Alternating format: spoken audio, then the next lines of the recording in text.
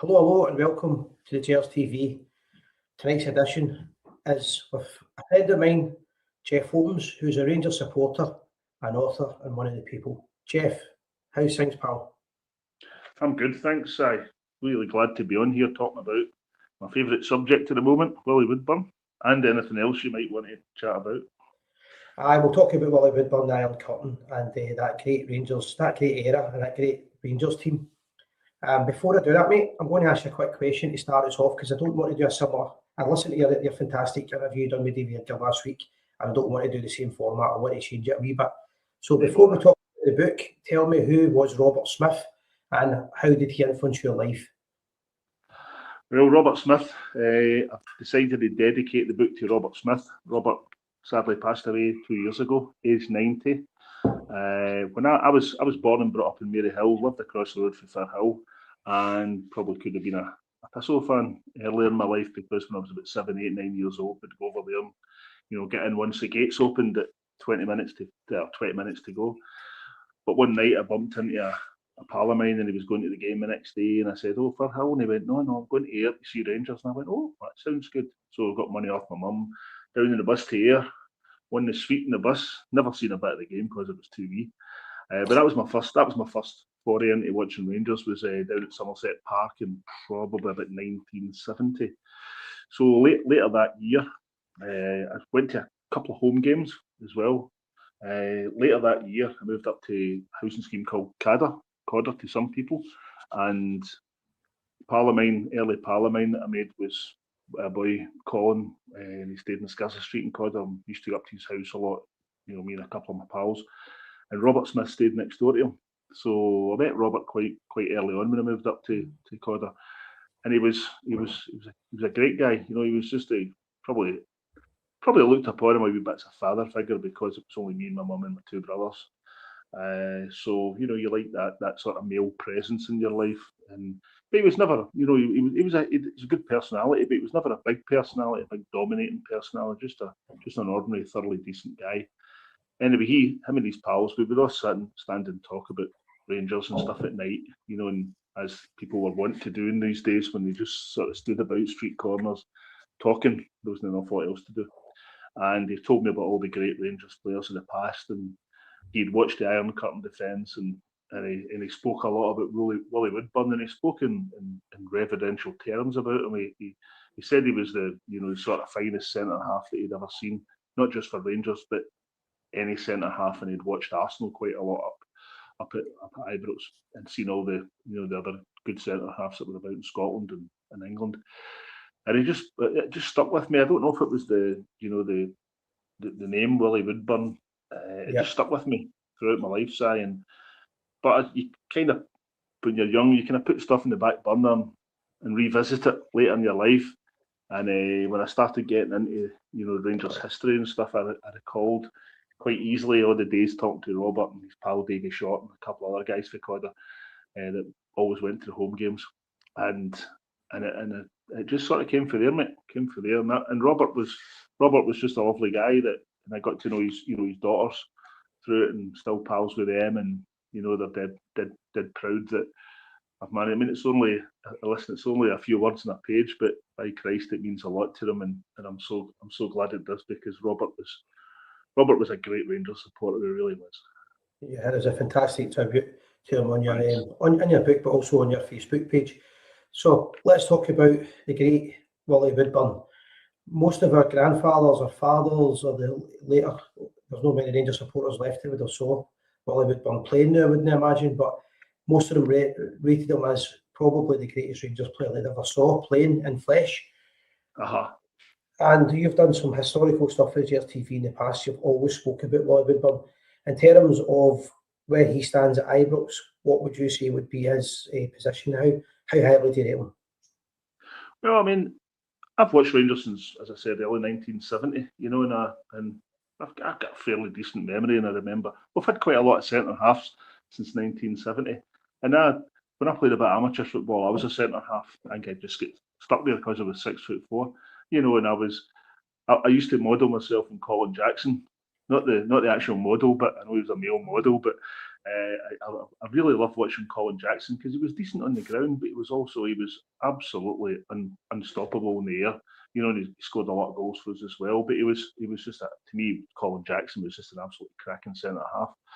But judging by all accounts, and I don't mean this with any disrespect whatsoever, because I love Colin Jackson as a player and as a person, I don't think he was in the same league as Willie Woodburn. Now, I could equally say that about a lot of centre halves we've had since then, the centre halves we've got just now.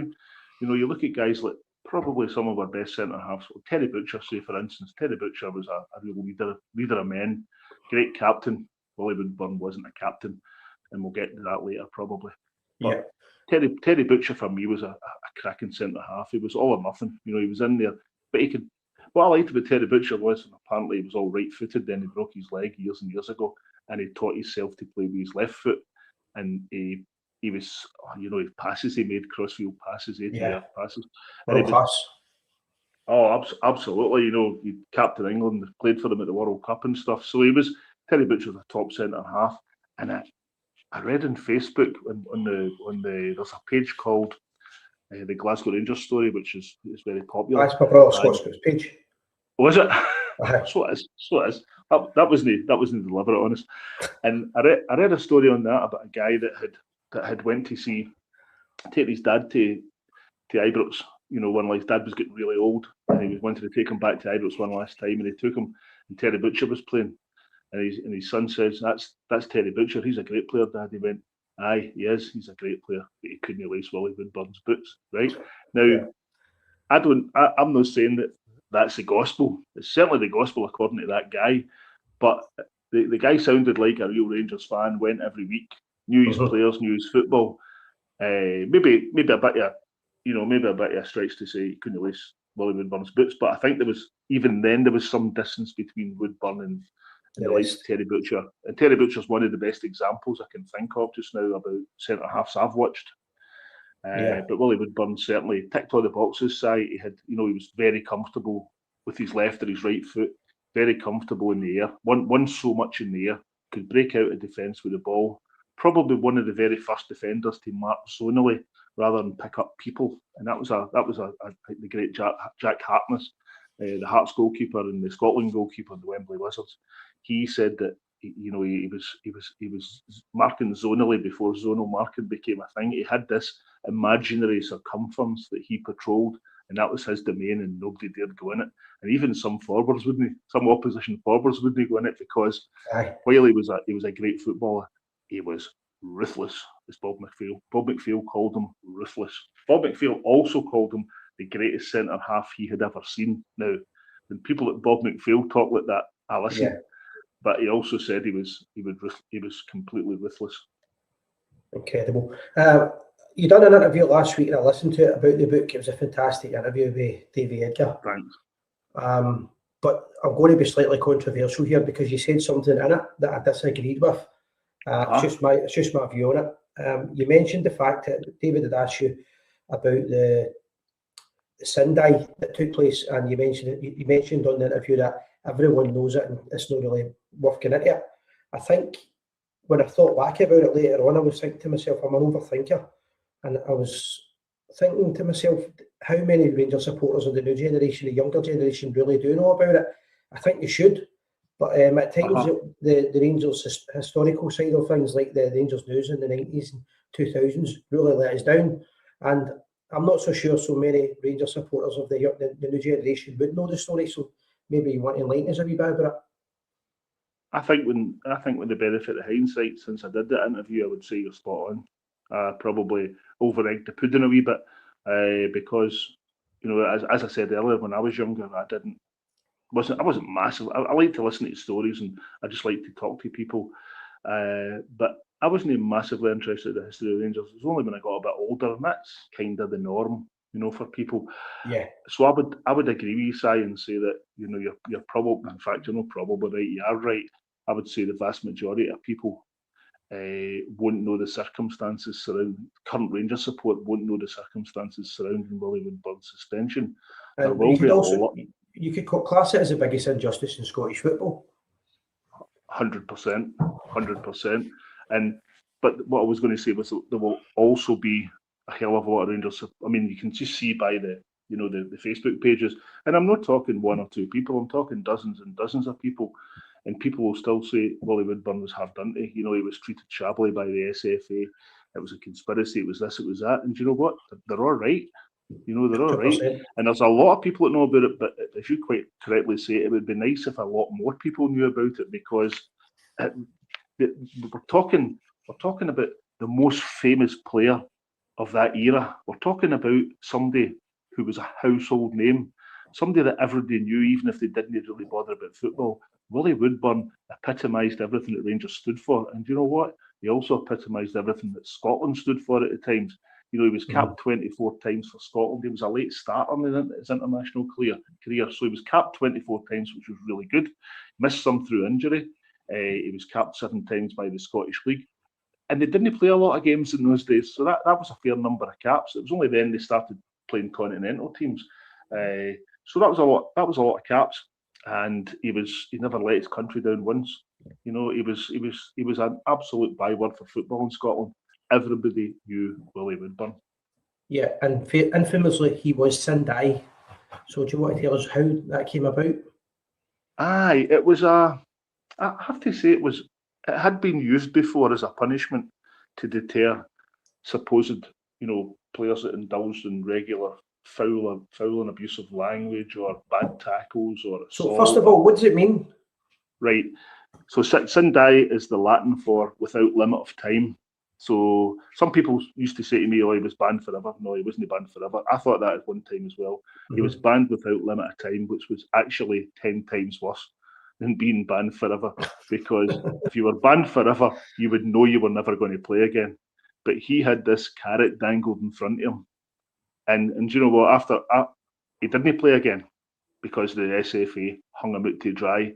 And so did Rangers, but we'll get to that in a minute as well. Anyway, the Sindai, he was sent off 4 times in his career. 17 years he was sent off 4 times. He was never sent off in his first 10 years as a player. But as the Iron Curtain came into force and everybody and their granny tried to lower the colours of the Iron Curtain, all the opposition teams, Woodburn, again, through the words of Jack Hartness, the goalkeeper, came in for some terrible treatment from opposing forwards, because in those days it wasn't just defenders that were tough; the forwards were just as equally as tough, if not tougher, and they get away with murder. Players get away with murder in those days, so they took advantage of it. So Woodburn was sent off for the first time 10 years after he signed for Rangers in 1948. He was then sent off a couple of years later. It was his temper. He had a bad temper. He wanted to win that bad that he got himself all wound up. And people knew that, and they would take advantage of him, and he would flip. He would just flip his lid, and occasionally they'd get a sore face or whatever. Third time he got sent off was against Stirling Albion away. He got involved with a midfield player called Ian Bain, Stirling Albion, and he gave him a sore one. He cracked him in the jaw, but the guy had been winding him up. So he took the walk of shame, and he got banned for 6 weeks, and he get warned that if he appeared in front of the committee again, they would take a serious view. They would take it all into his previous record into consideration. So a year later, Rangers played Stirling Albion again at Ibrox this time in a League Cup sectional match. I think it was a third or fourth sectional tie of 6, and it was a kind of the competition that started the season. So they played Stirling Albion at home. Stirling Albion were the absolute whipping boys. They would get relegated that season, 16 points for safety. So they were a pretty poor side. But Rangers at that time were on the wane. They weren't great. Scott Simon had just taken over as manager because kind of Bill Struth had run his course. And Simon was trying to, he didn't buy him, they want one player maybe or something, but he was trying to just use the youngsters. And so there was a lot of pressure on guys like Woodburn. And Rangers played Stirling Albion at home. And with 5 minutes to go, it was 0-0. Johnny Hubbard got a penalty, and then they scored a second. So they were home and dry. There was 2 minutes, about 120 seconds to go. Long ball up the park, looking for this wee Stirling Albion 18-year-old debutant called Alec Patterson, who claimed he was a massive Rangers fan and Willie Woodburn was his hero. Anyway, 2 minutes to go. The two of them collapsed in a heap after going for the ball. And Willie Woodburn's got a well-documented knee injury. Terrible, terrible injury, and it's got a big bandage in it. And Patterson wraps his legs scissor-like fashion round this injury and starts twisting it. Willie Woodburn absolutely flips his lid and gets to his feet eventually, grabs the boy by the scruff of the neck and sticks the nut in him, right? Dislodging 3 teeth and making a wee bit of a mess of his face, right? Severe provocation. I'm not going to turn around and be a goody-goody and say, oh, he didn't deserve that, he didn't deserve that. That was a bit harsh. You know, you sort of poke the bear what happens, you know. Yeah. So he knew what he was doing. Now, Willie Woodburn later said, all through the match, he was marking him all through the match, this wee so-and-so was saying, I'm going to get you, I'm going to do this to you, I'm going to do that to you. And he was winding him up the whole time. So Willie Woodburn, being a coiled spring, by the time it got to the end of the match, and this boy does this, you know, I think we have to take it in context. Later, Willie Woodburn would also say, oh, I wish I'd just punched him, then I'd get away with it. He says, but in those days, you couldn't stick your head in them, which is fair enough. Aye. But, you know, there was provocation, and I don't think for a minute that they took that into consideration. And as I say in the book, it seems to always be the case that the person that starts these things always gets away with it. Apart from the sore face, they get away with it, don't they? Willie Johnson was a prime example for years. He get hounded and kicked up and down the park, and eventually took retaliation, and he gets sent off about 23 times, I think it was. So, you know, so that was Willie Woodburn. He took the walk of shame with about a minute and a half to go, sitting in the dressing room thinking, what have I done? This is me. That's it. This time, they'll get me this time, blah, blah, blah. Anyway, in those days, when you get sent off, and it was a bad one, you went in front of a committee. There was no automatic suspensions for a week or 2 weeks, whatever. So he played the next 2 League Cup games. Alec Patterson played the following week against Thistle for Stirling Albion, scored a goal, they lost 9-1. He would kind of fade into obscurity. Willie Woodburn played 2 League Cup games and then played the first game of the league season. Hibs at home, 0-0. Hibs were a top team at the time, better than Rangers. And it was quite a positive performance and a positive result. And Scott Simon said he could see signs that, you know, they were starting to listen to him and he was getting things together. So when he went, after a couple of days after the Hibs match, Woodburn was up in front of the SFA referee committee. And he was there for 4.5 minutes. They pulled him into a room and they said, it's the decision of this committee to be sin die, he'd be suspended sin die. Have you got anything to say? And he went, no, and just turned around and walked out. But he knew that was it, you know. No, they could have said, right, okay, we're going to suspend you for a year. We're going to suspend you for the rest of the season, 10 months, whatever.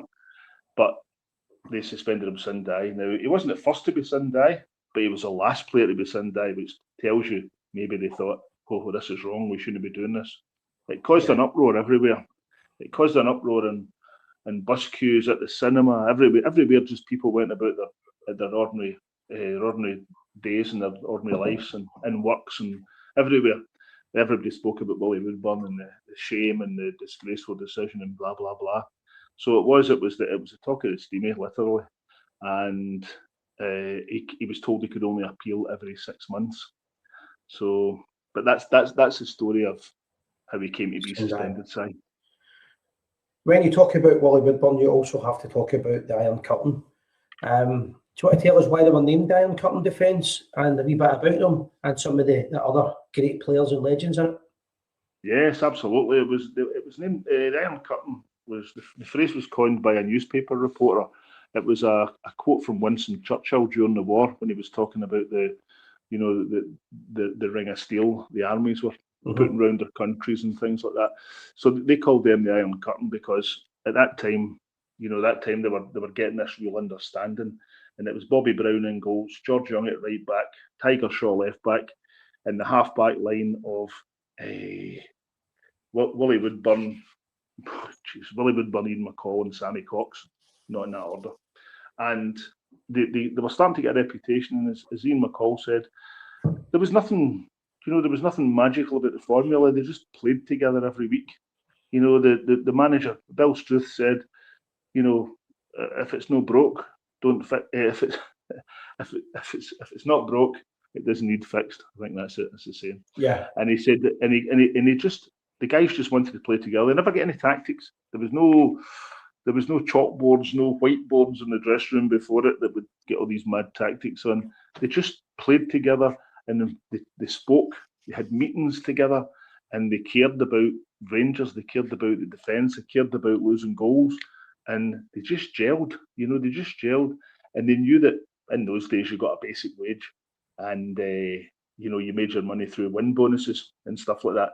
So they knew they weren't daft if if maybe one of them was carrying a slight injury, the other ones would pull them through. So they played virtually every game together, and I was speaking to you, Si, about Bobby Brown, the goalkeeper, and you telling me he was just such a lovely, lovely man.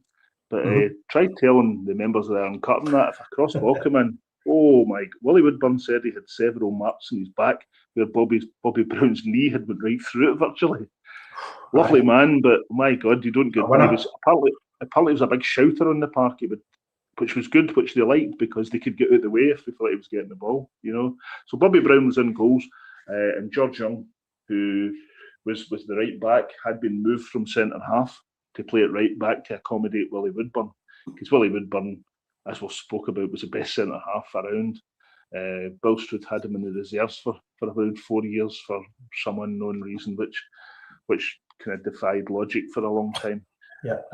Tiger Shaw was the captain and left back. Another one, the Growling Tiger, they called him. So Willie Woodburn had Tiger Shaw and George Young on either side, and Ian McCall and Sammy Cox played a bit further up the park. Woodburn spoke about Cox and said he was lightning quick. He was very slight, built very slight, quite slim. What a man in the tackle! What a tackler he was! And he would get the ball, break up the park. He would have a shot at goal. He had a brilliant shot. He could lay the ball off, create a lot of chances. Ian McCall, they said, was one of the best passers of the ball Rangers have ever had. And the thing is, Sammy Cox, Bobby Brown, Willie Woodburn, Ian McCall, they all started at Queen's Park. They all played for Queen's Park. So that was the sort of the school, the nursery that was bringing the players through at that time. But it was Ian McCall would later say that they were all individual players. Individually, they were all good players, but collectively, they were unstoppable, unbeatable. Thou shalt not pass, and that was it. They were much better, than the sum of their parts. As a unit, they were top notch. In terms of this Rangers team, the Iron Curtain, led by Willie Woodburn, would it be fair to say that this was Rangers' greatest era in our history? Oh, it's got to be up there. The Davy Meiklejohn era was. Yeah, I don't know. That's a really good point. See in this era that Willie Woodburn and George Young that played in, they did have a couple of years where they were very, very ordinary. But bearing in mind at that time, I think a more accurate description is that it was a real golden period for Scottish football, because you had the Hearts terrible trio, Alfie Conn Senior, Willie Bald and Jimmy Wardhaw, who were just they scored near 1,000 goals between them. And you had the Hibs famous five.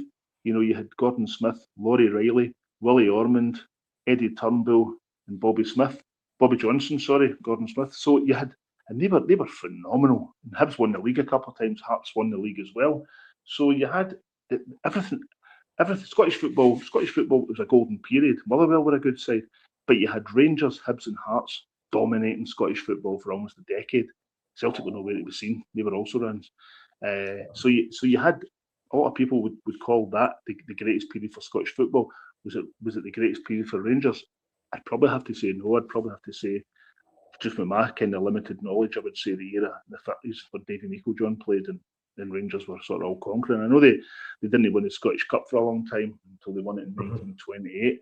But the league, they kind of won. I mean, Davy Meiklejohn, I think, had 13 league winners' medals, so that kind of tells its own story, doesn't it?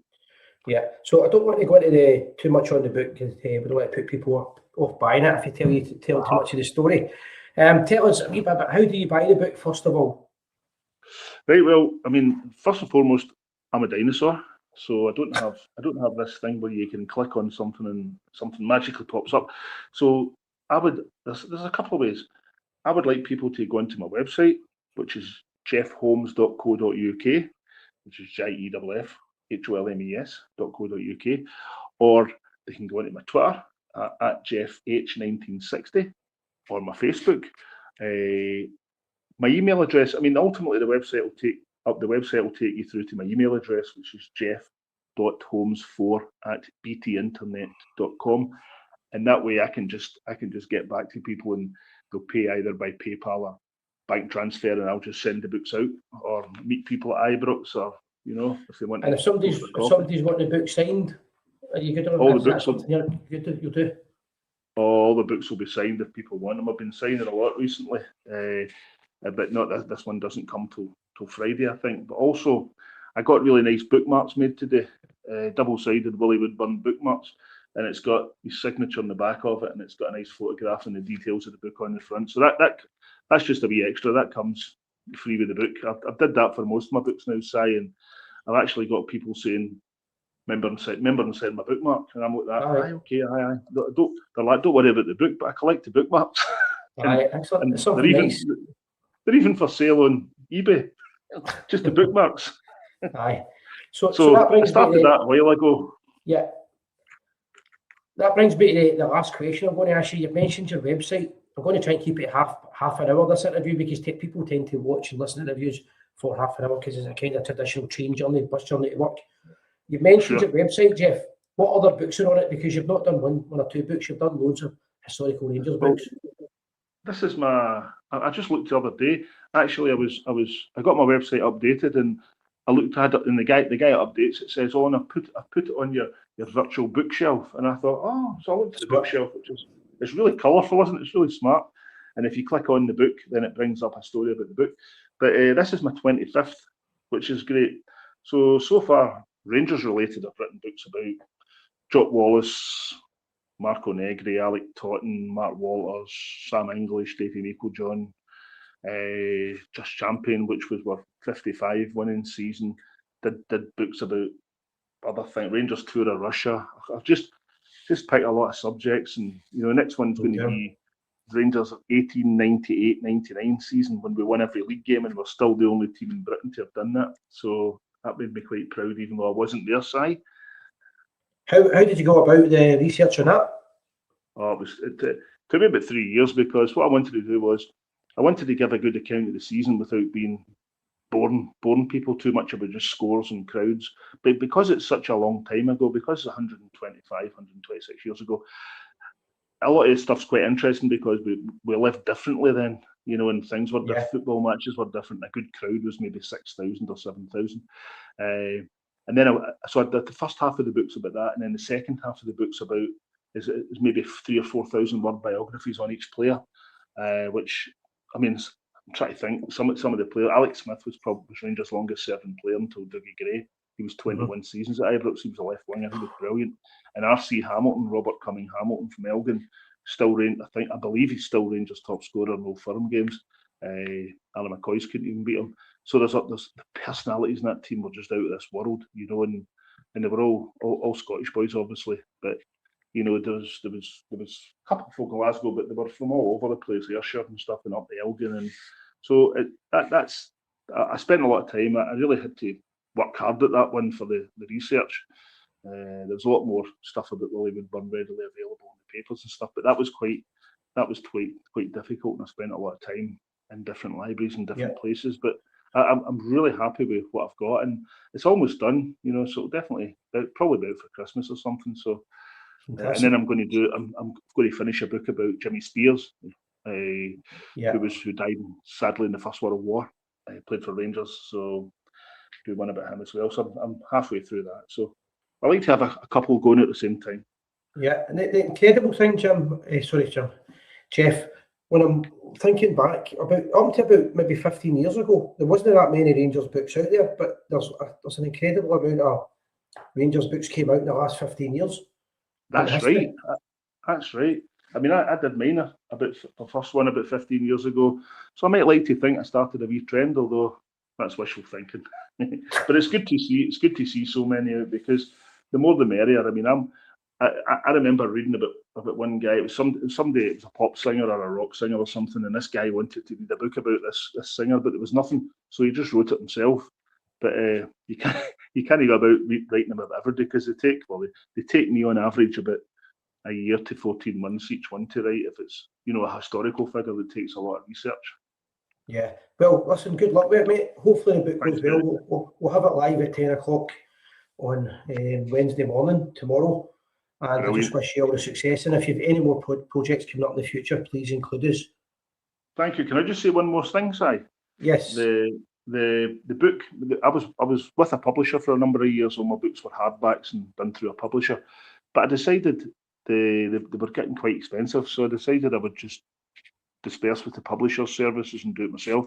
So I've quite enjoyed that side of it. Everything taken to do with every single aspect of the book, and it's paperback, but it's got the same amount of words and stuff. So it's £9.99 rather than £25, which is much better.